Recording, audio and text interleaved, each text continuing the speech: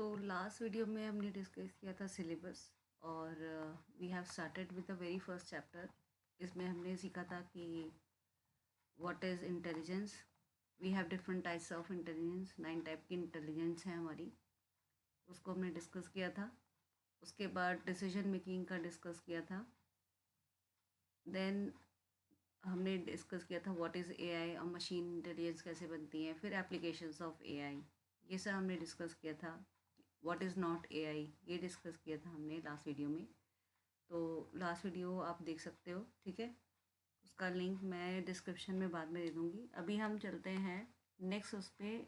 Definition of AI, बहुत सारी definitions दी हुई हैं, तो हमें ये सारी डेफिनेशंस करने की कोई भी ज़रूरत नहीं है। बस आपको एक बार अगर पढ़ना है तो आप पढ़ सकते हो, ठीक है। कि नीति आयोग ने क्या बोला है, वर्ल्ड इकोनॉमिक फॉर्म एआई को ये क्या डेफिनेशन है, सबके अलग अलग डेफिनेशन है, बट मीनिंग ऑलमोस्ट सबका सेम है, ठीक है। उसके बाद आप एक बार ये KWLH चार्ट कर सकते हो। KW मतलब K stand for what I know, W what I want to know, ठीक है। L for what have I learned, okay. Then how I learn this. So this is KWLH chart. सिर्फ आप इसको, इस फिगर को याद कर लो और ये जो यहाँ पे लिखे हुए हैं पॉइंट्स बुलेट्स में, इनको याद करो। बाकी इसमें आपको कुछ नहीं करना है, ठीक है।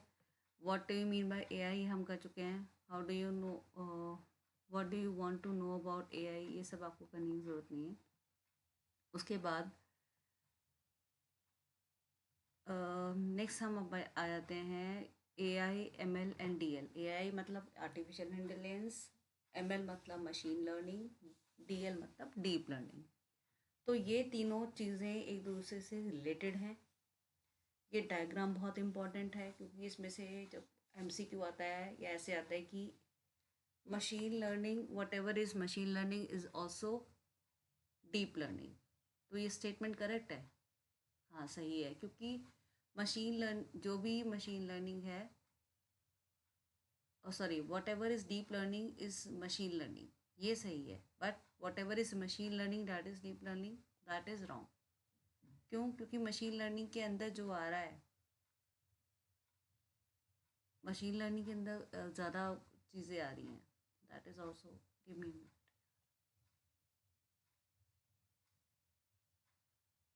Okay. Now when we will do the question, तो इस डायग्राम को हम रेफर करेंगे।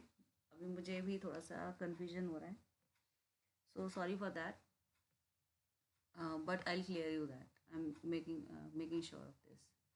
सो आपको यहाँ पे क्या करना है, लर्न करना है। तो AI, what is AI? It refers to technique that enables computer to mimic intelligence. It gives you the ability to a machine to recognize human face, to manipulate object, to understand the voice, to take decision on its own, to learn from its mistake। ये सब आप लिख सकते हो। Machine learning में क्या है, machine it's a subset of AI। देखो AI के अंडर मशीन लर्निंग आ रहा है, तो ये किसका सबसेट है? AI का। Machine learning ML is the subset of AI, ठीक है। Now what is machine learning? This enables machine to improve the task with experience. Experience मतलब डेटा आप जो ट्रेन करते हो, तो ट्रेनिंग के साथ आप उसको जब टेस्ट करते हो, कोई मिस्टेक कर रहे हो तो आप उसको दोबारा ट्रेन करते हो। अगर आप सपोज करो कोई आप अपने छोटे सिस्टर या ब्रदर को पढ़ा रहे हो और अगर उसने गलती कर दी तो आप उसको फिर से समझाते हो। सिमिलरली यहाँ पर भी हम पहले डेटा से उसको ट्रेन करते हैं, उसके बाद टेस्ट करते हैं, और अगर वही आपका आंसर सही नहीं आ रहा है या मशीन आपको प्रेडिक्शन सही नहीं दे रही है, तो आप उसको दोबारा ट्रेन करते हो, ठीक है। The intention of machine learning is to enable the machine to learn by themselves using data and make accurate prediction। Basically इसका एम क्या है कि मशीन खुद से लर्न करे डेटा से, जो भी डेटा हम उसको दे रहे हैं, और उससे प्रोडिक्शन निकाले, आउटपुट दे, ठीक है, डिसीजंस दे। So this is machine learning. Next we have deep learning. It enables the software to train itself to perform tasks with vast amount of data। अब मशीन लर्निंग में ना आपका डेटा कम होगा तो भी कम चलेगा, लेकिन अगर आप डीप लर्निंग कर रहे हो, डीप लर्निंग मशीन्स को डेटा बहुत ज़्यादा चाहिए, ठीक है। जैसे न्यूरल नेटवर्क को काम करने के लिए बहुत सारा डेटा चाहिए, अगर डेटा ज़्यादा नहीं होगा तो वो ढंग से काम नहीं करेगा, उसका आंसर प्रेडिक्शन वगैरह सब सही नहीं आएंगे. Okay. So in deep learning the machine is train with huge amount of data with which helps the machine to train itself around the data. जितना ज़्यादा डेटा होगा उतना अच्छा उसका प्रेडिक्शन होगा, उतना अच्छा उसका रिजल्ट होगा. ओके. क्योंकि उस डेटा के से वो इंटेलिजेंट बनती है मशीन, और अपने आप ही एल्गोरिदम बनाती है कि किस तरीके से हमें काम करना है इस डेटा पे. ठीक है. It is the most advance form of AI out of three. Okay. Now let's see the domains of AI. मैंने आपको जैसे फर्स्ट वीडियो में बताया था, we have three domains of AI: data science, computer vision और NLP. ठीक है. So what is data science, आपको डेफिनेशन आएगा व्हाट इज़ डेटा साइंस, या एमसीक्यू में पूछ लेंगे, है ना, या फिर फिल इन द ब्लैंक की फॉर्म में पूछ लेंगे, या फिर आपसे पूछेंगे which is the correct definition, which of the statement correctly defines data science. So what is data science? It is a domain of AI related with data system and processes in which the system collect the numerous data, maintain the data set and derive meaning and sense out of that. पहले तो data को collect करेगा, उसको maintain करेगा, store करेगा, फिर उसमें से इंसाइट्स निकालेगा. जैसे आप देख रहे हो कंपनी का एक डेटा आपने ले लिया 4 साल का, 5 साल का या 10 साल का. आप देख रहे हो उसका एनुअल इनकम जो है, प्रॉफिट, या फिर एनुअल जो उसकी सेविंग्स हैं वो बढ़ रही हैं, या प्रॉफिट उसको हो रहा है नहीं. So with the data you are finding out whether the company is progressing or not. The same way machine also do that, right?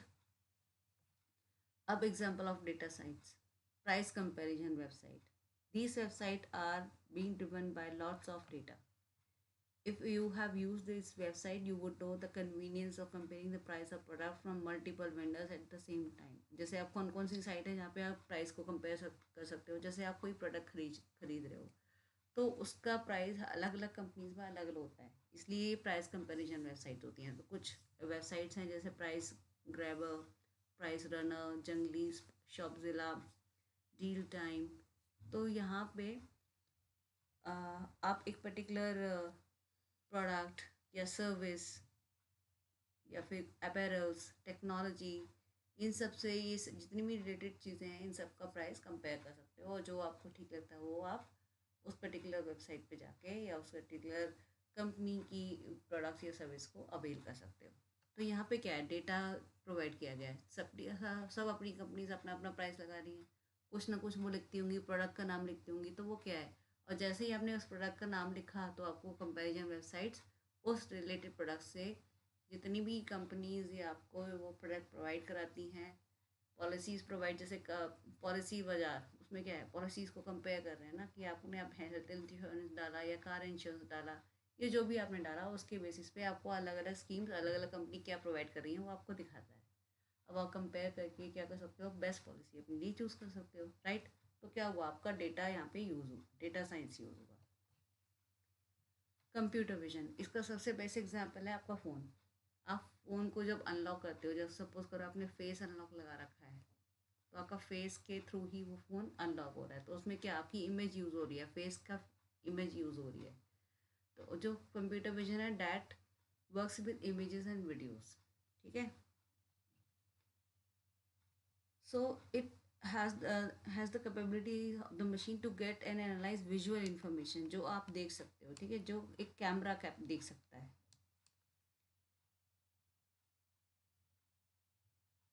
So in computer vision, input to the machine can be photographs, images, videos, pictures, ठीक है, और thermal and infrared sensors.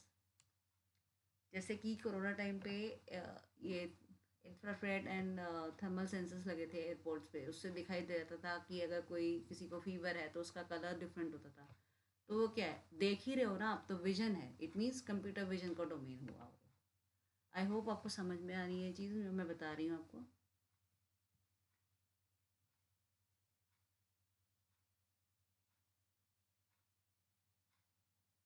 ठीक है. उसके बाद last आपका आएगा, अच्छा इसके एग्जांपल्स या आप देख सकते हो, सेल्फ ड्राइविंग कार्स या ऑटोमेटिक कार्स. इसमें क्या होता है कि बहुत सारे कैमराज होते हैं आपके जो सेल्फ ड्राइविंग कार, तभी वो कैमरा के थ्रू आसपास की चीज़ों को देख पा रहा है, तभी तो कार चल रही है। अगर आप वो देख ही नहीं पाएगी तो कार कैसे चलेगी? उसे पता ही नहीं चलेगा आगे कोई है या पीछे कोई है या साइड में कोई है। तो there are lots of cameras which help the self driving cars to smoothly run on the road. ठीक है। Then face unlock features in smartphone that I have told you. Last आपका डोमेन है NLP, that is natural language processing. अब NLP is the branch of AI that deals with the interaction between computer and human with natural language. हम जो language बोलते हैं उसको हम क्या बोलते हैं? Natural language.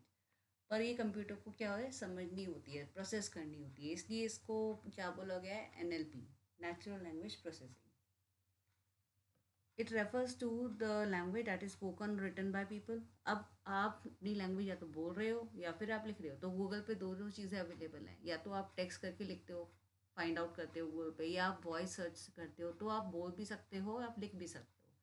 तो टेक्स्ट और स्पीच, ये दो डोमेन हैं एनएलपी के। सॉरी, ये दो इनपुट हैं। ये दो आपका किस तरीके से आप डेटा देते हो मशीन को, या तो आप टेक्स्ट की फॉर्म में देते हो या स्पीच की फॉर्म में देते हो। ठीक है। So spoken written by people, and NLP attempts to extract information from the spoken and written words using algorithm. अब आपको देखो, आपने लंबा चौड़ा बोल दिया कि अ, मुझे ये वाला सॉन्ग ढूंढ के दो। तो सॉन्ग आपने पूरा सेंटेंस बोला, उसमें से क्या इंपॉर्टेंट है ये मशीन खुद फाइंड आउट कर रही है। ठीक है। प्रोसेस कर रही है, एक्सट्रैक्ट कर रही है उसमें से इंफॉर्मेशन कि बेसिकली आप क्या सर्च करना चाहते हो। तो that is NLP. The objective of NLP is to read, decipher, understand and make sense out of the human language। ठीक है। उसके बाद इसके जो एग्जाम्पल्स हैं या एप्लीकेशन आप कह सकते हो कहाँ कहाँ पे है एनएलपी के। Email filters. ईमेल फ़िल्टर्स क्यों? क्योंकि उसमें टेक्स्ट की फॉर्म में सारा मैसेज होता है आपका। Email filters are one of the most basic initial application of NLP. ठीक है। It started out with spam filters, uncovering certain words or phrases that signals a spam message। जैसे उसमें लिखा होता है you have got lottery, you have got cash, you won a lottery और you win a cash prize. तो ये जब आपके ये वाले वर्ड्स मिल जाते हैं ना उसको, तो उसको पता चल जाता है कि ये आपका स्पैम है। ठीक है। स्मार्ट असिस्टेंट जैसे एप्पल हो गया, सीरी हो गया, एलेक्सा हो गया, कर्टना हो गया, ये सब क्या है? ये आपकी स्मार्ट असिस्टेंट है which gives you the result on the basis of your voice. आपकी वॉइस को प्रोसेस करते हैं ये। ठीक है। They respond you after listening to you, after processing your voice. That is natural language speech. Okay. Natural language which is in the form of speech. Then AI ethics. Ethics मतलब देखो, ethics होते हैं कि एक rules and regulation को follow करना। तो AI ethics में क्या है कि आप सपोज करो कि काम करने का एक तरीका होता है ना। जैसे सपोज करो कि आप नेटफ्लिक्स में, let's read this first. Now days we are moving towards the AI era. ठीक है। We do not use data or information but intelligence collected from data to build solution. These solution can be recommended the next TV show, movies on YouTube Prime, YouTube Prime Video और Premium और Netflix और Amazon Prime। तो आपको ये सारे मिलते हैं। ठीक है। अब यहाँ पे क्या है, इश्यूज़ क्या आते हैं एआई के साथ। और सपोज करो यहाँ पे एक सिनेरियो दे रखा है कि अगर एक सेल्फ ड्राइविंग कार है। ठीक है। उस और सेल्फ ड्राइविंग कार चल रही है रोड पे। और सपोज करो एक दिन आपके जो फादर हैं वो सेल्फ ड्राइविंग कार में अपने ऑफिस जा रहे हैं और वो बैक सीट पे बैठे हैं, क्योंकि वो सेल्फ ड्राइविंग कार है तो खुद तो चलाएंगे नहीं। तो उन्होंने कहा चलो भाई सेल्फ ड्राइविंग कार है, आराम से पीछे बैठते हैं, खुद चलेगी कार। पर ऑल ऑफ अ सडन क्या होता है कि एक बॉय कार के सामने आ जाता है।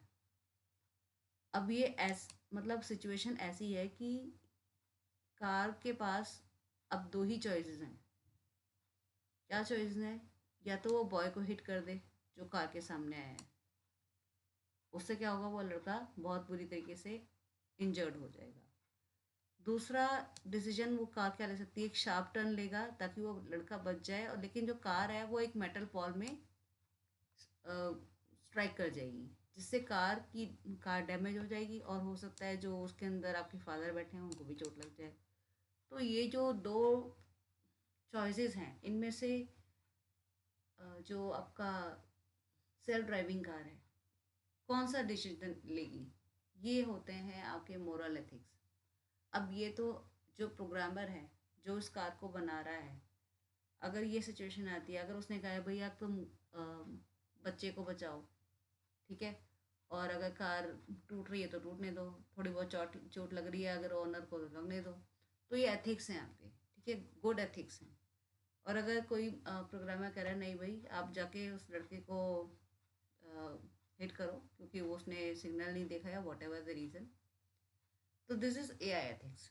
अब आपको मशीन के अंदर ये एथिक्स डालने हैं, तो ये डिपेंड करता है कि आप जो प्रोग्रामर है वो किस तरीके से उस मशीन को प्रोग्राम कर रहा है, ठीक है। So with the help of this scenario, we need to understand the developer of the car goes through all such dilemmas. अब जो इस ये सारी सिचुएशन है, ये जो डेवलपर है उस कार का वो सारी फेस करता है, but here the morality of the developer gets transfer to the machine.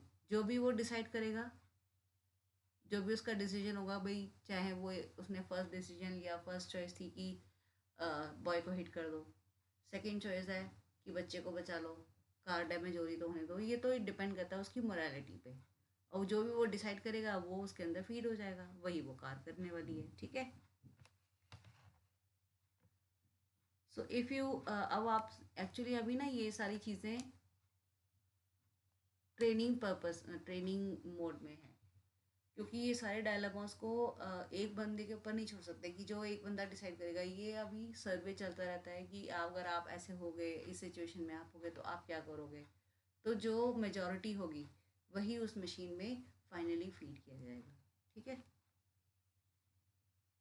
इसी तरीके से एक सेकंड सिनेरियो दे रखा है, तो एआई एथिक्स, आई होप आपको समझ में आ गया होगा कि कोई भी मशीन है उसमें एथिक्स को फीड करना, मोरल एथिक्स को फीड करना बहुत ज़रूरी है, ठीक है।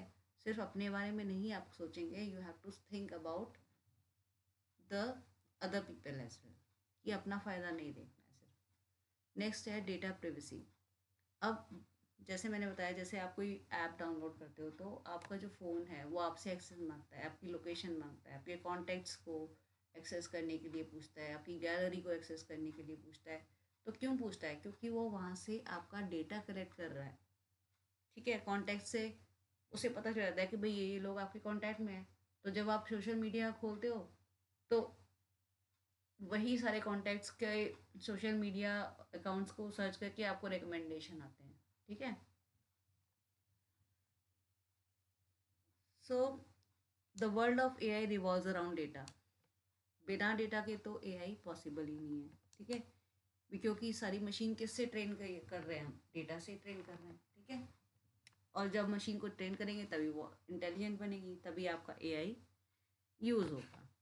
Every company, whether small or big, is mining data from as many resources as possible. More than 70% data is now being collected through these companies, और जो डेटा है that is a new gold for today's age, ठीक है।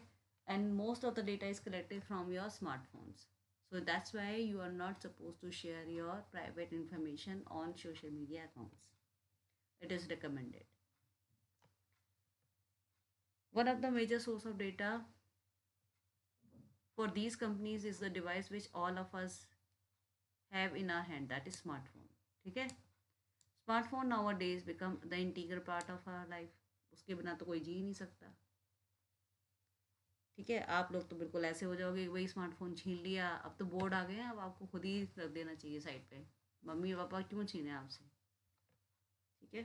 खुद ही रखो smartphone को side पे, time fix करो कि बस 10 मिनट चलाना है, 15 मिनट चलाना है, फिक्स करो और फिर पढ़ो। Social media, basically social media से दूर हो, ये नहीं कि पढ़ने बैठे हो इंस्टाग्राम चला लिया, पढ़ने बैठे स्नैपचैट फिल्टर चला लिया, मतलब स्नैपचैट चला लिया, मतलब I mean you can understand all what do I mean over here. So most of the smartphone, more than we interact with the people around us, more smartphone in today's era provide lots of facilities and features. हमारी life बहुत easy है अब। हमें भूख लग रही है तो बहुत सारे ऐप है, Zomato and all, food online order कर दिया। कोई चीज़ चाहिए, मौसम ख़राब है नहीं जाना मार्केट, तो उसको भी ऑनलाइन ऑर्डर कर दिया। ठीक है, आजकल तो 10 मिनट्स डिलीवरी ऐप, सब कुछ अवेलेबल है। ऑनलाइन शॉपिंग भी अवेलेबल है। तो फ़ोन के यूज़ तो बहुत हैं। अब घर बैठे बैठे पढ़ भी सकते हो। ठीक है, लेकिन पढ़ना बहुत मुश्किल है आप लोगों के लिए। उसके बाद आप देखते हैं, चलो सी, अब कैसे यहाँ पे जब आप ये देखा होगा कि आपको जो रिकमेंडेशन मिलते हैं कस्टमाइज, मतलब कि आप जो आपके आगे सपोज करो आप जो फ़ोन यूज़ कर रहे हो, आपके अकॉर्डिंग आपके पास रिकमेंडेशन आएंगे। आपके फादर का जो फ़ोन है उसमें रिकमेंडेशन उनके फ्रेंड्स के आएंगे, आपके फ्रेंड के तो नहीं आएंगे ना। आपके फ्रेंड्स आपके पापा के फ़ोन में तो नहीं आएंगे ना, until unless you use that phone. तो कस्टमाइज मतलब कि एज़ पर द कस्टमर। वो कैसे, वो ऐसे क्यों होता है? when you are talking on to your friend on a mobile phone like WhatsApp, you tell your friend that you wish to buy new shoes। तो जब आप उससे डिस्कस कर रहे होते हो तो आपने देखा होगा कि फिर अगर आपने कोई और वेबसाइट खोली है या सोशल मीडिया अकाउंट खोला है, इंस्टाग्राम खोला है या फिर यूट्यूब खोला है या what ever it is, Facebook खोला है, तो आपको सेम शूज़ वगैरह के आपको रिकमेंडेशन आने लगते हैं। क्यों? क्योंकि जो आपका स्मार्टफ़ोन है वो आप उसमें बहुत सारे सेंसर्स हैं। वो आपको सुन रहा है, वो आपको देख रहा है, कैमरा के थ्रू देख भी रहा है, वो आपको सुन रहा है, और वही सारा डेटा ये कंपनीज कलेक्ट करके आपको रिकमेंडेशंस देते रहते हैं। अब आप सपोज करो, सेकेंड एग्जांपल, आपने गूगल पे सर्च किया ट्रिप टू केरला। जैसे ही आपने सर्च बंद किया आपको मैसेज मिलने शुरू हो जाते हैं, आपको एडवर्टिजमेंट दिखने शुरू हो जाते हैं केरला ट्रिप के। यहाँ पे ये पर्टिकुलर प्लान है, ट्रिप प्लान है, इतने में ये बजट प्लान है, ये है वो है। तो ये क्यों हुआ? क्योंकि आपने गूगल में ये जो सर्च किया वो एक डेटा था जो कंपनीज ने उठा लिया और आपको उसी तरीके से रिकमेंडेशन हर वेबसाइट पे मिलने लगे, चाहे वो सोशल मीडिया वेबसाइट हो या दूसरी कोई वेबसाइट हो। ठीक है, so even when you are not using your phone and talking to a person face to face about a book you have read recently, while the phone is kept in the locked mode nearby, the phone will end up giving you notification about similar book or message about the same book once you operate it। देखो, अगर आपका phone side पे भी रखा है ना, क्योंकि उसमें कुछ सेटिंग्स होती हैं, उन सेटिंग्स को आपको ऑफ करना होता है। अदरवाइज़ आपके जो फ़ोन है वो आपको पूरा टाइम सुन रहा होता है, क्योंकि उसको डेटा चाहिए, डेटा कलेक्ट करने के लिए। तो जितने भी ऐप्स जब आप डाउनलोड करते हो तो वो एक्सेस जब मांगते हैं तो माइक्रोफोन का एक्सेस मांगते हैं। वो इसीलिए होता है कि आपका जो चीज़ें हैं वो कॉन्वर्जेशन आपको सुन सके और अकॉर्डिंगली आपको रिकमेंडेशन सेंड कर सके। आई होप ये आप लोगों को क्लियर हो गया होगा। ठीक है,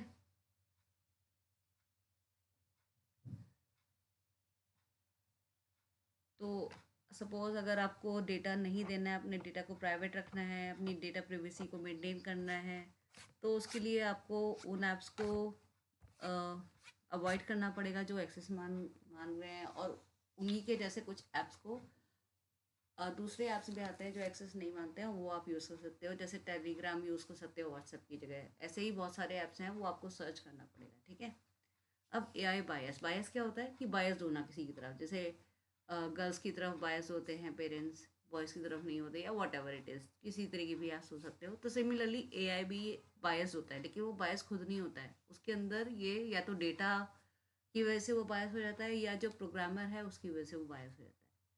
कैसे? इसका एग्जांपल है, जैसे फीमेल, जब शुरू शुरू में एलेक्सा वगैरह आए थे तो सब में फीमेल असिस्टेंट, फीमेल वॉइसेस थी।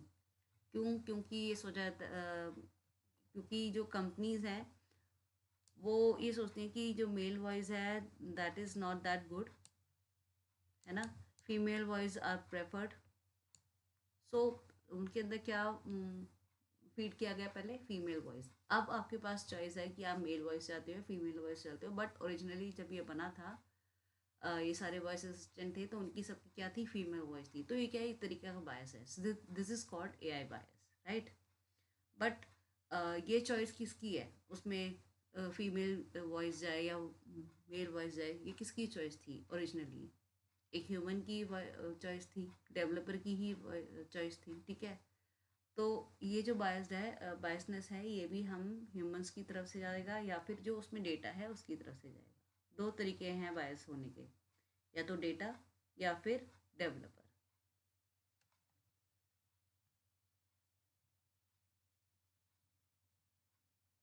उसके बाद एआई एक्सेस। एक्सेस मतलब कि एआई को कौन कौन एक्सेस कर सकता है, यूज़ कर सकता है।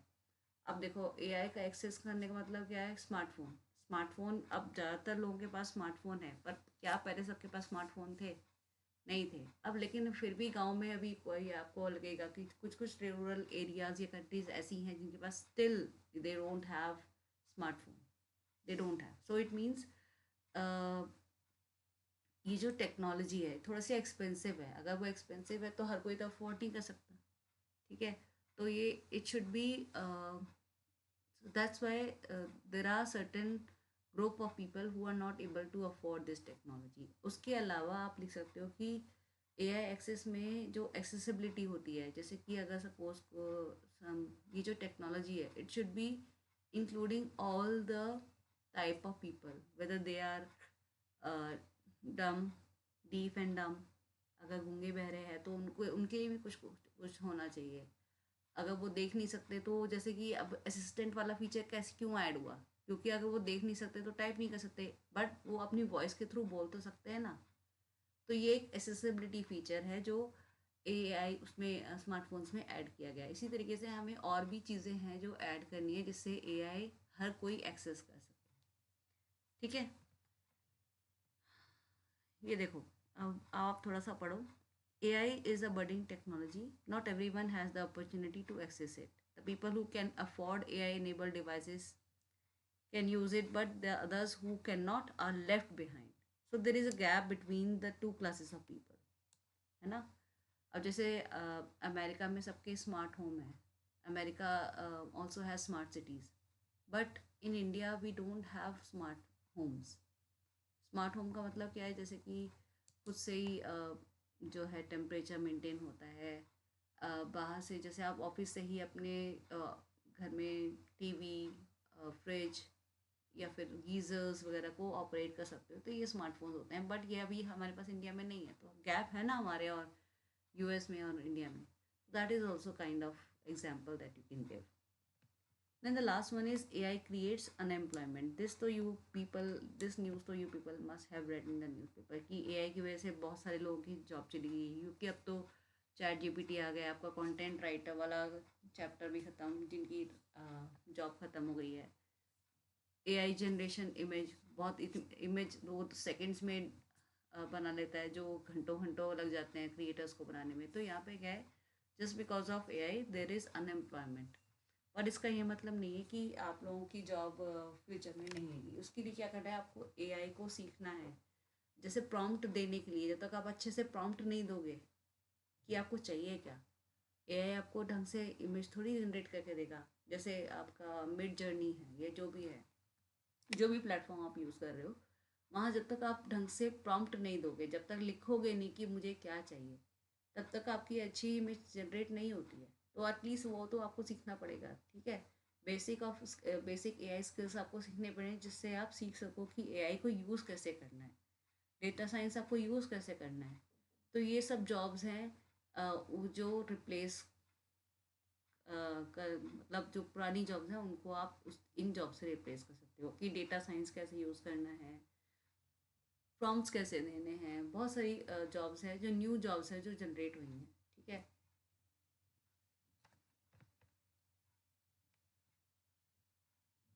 कौन कौन सी जॉब रिप्लेस होंगी? जैसे लेबरर जॉब्स, ठीक है। बट ओके, ये देखो यहाँ पे लिखा है, here we need to understand that to overcome the issue of unemployment one needs to open to changes. हमें चेंजेस को एक्सेप्ट करना है। ये नहीं कि हम पुराने वाले जॉब्स पे ही अड़े रहेंगे, नहीं भाई हमें तो कंपनी में ये जॉब चाहिए, वो चाहिए। अब एआई कर ही रहा है तो आपका तो कोई काम ही नहीं है। तो आपको क्या करना है, जैसे टेक्नोलॉजी एडवांस हो रही है, आपको भी एक अहेड आगे चलना है टेक्नोलॉजी से। आपको ये सीखना है इस टेक्नोलॉजी को यूज़ कैसे करना है, ठीक है। Then the last one we have is AI for kids.